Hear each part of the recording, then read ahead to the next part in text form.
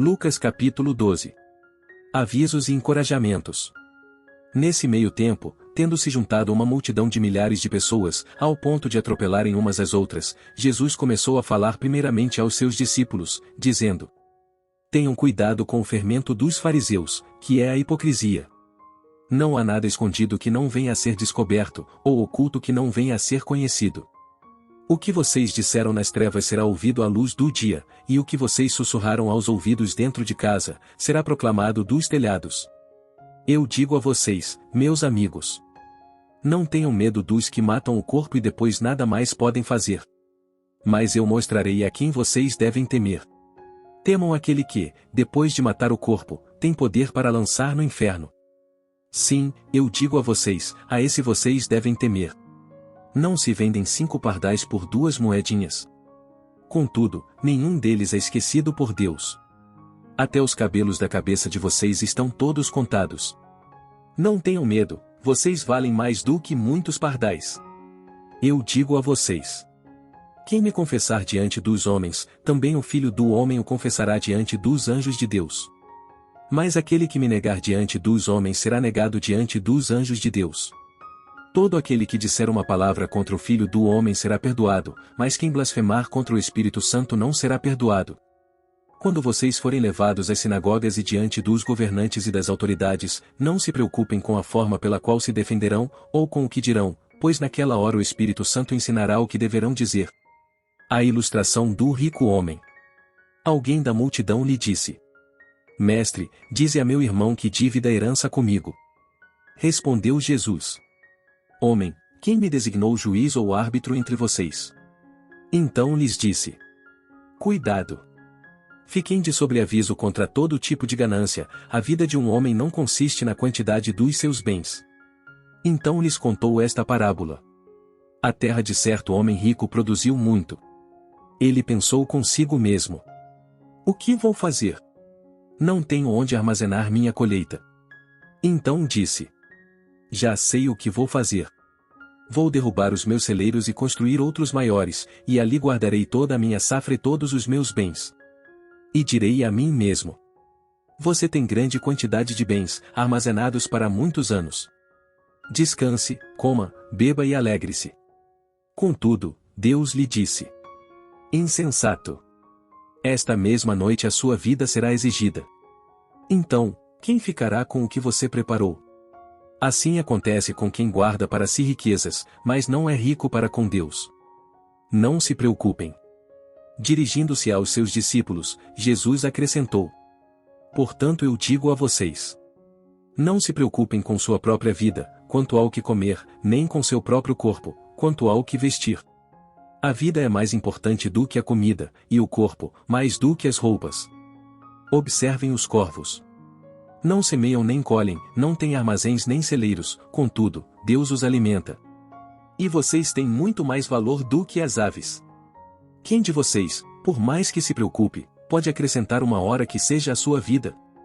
Visto que vocês não podem sequer fazer uma coisa tão pequena, por que se preocupar com o restante? Observem como crescem os lírios.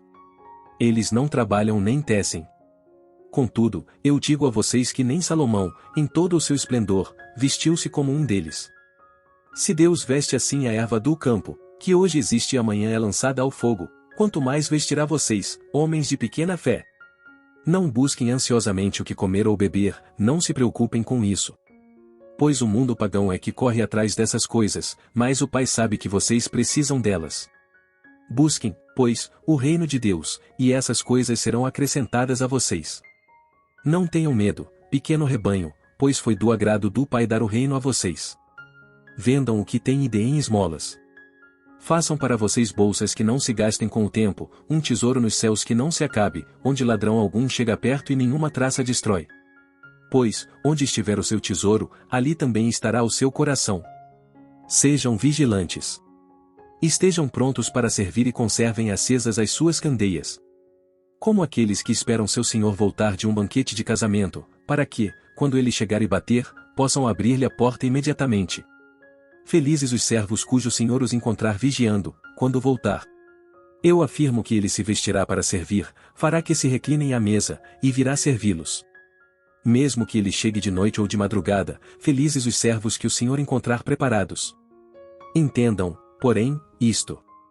Se o dono da casa soubesse a que hora viria o ladrão, não permitiria que a sua casa fosse arrombada. Estejam também vocês preparados, porque o Filho do Homem virá numa hora em que não o esperam.